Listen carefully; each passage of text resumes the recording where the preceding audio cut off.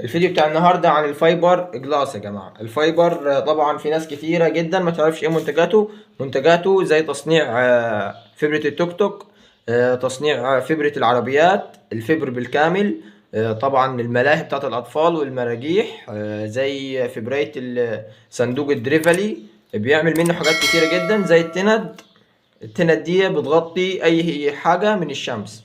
طبعا اهم حاجه هتجهز البوليستر بتاعك عادي، ما تخلطش، مش هينفع تخلط البوليستر بتاعك ولا برمله، ولا ينفع تخلطه ببودره بلاط، ولا اي بودره تاني غير السبيداج. هتقول لي ليه؟ اهم حاجه هتخلط لو انت هتشتغل فايبر زي ده يا جماعه، هتشتغل ببودره سبيداج، البودره الوحيده هي اللي هتنفع معاها. هتقول لي ليه؟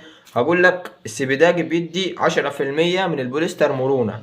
يعني ايه مرونه؟ يعني الفبرايه زي دي لو وقعت منك ما تتكسرش، لكن بودرة البلاط هتقطم ازاي؟ هتكسر على طول. بودرة البلاط هتلاقي الفبر مش هيقبل معاها، لان ده طبعا ده عامل زي البلاستيك بيتني بتاع.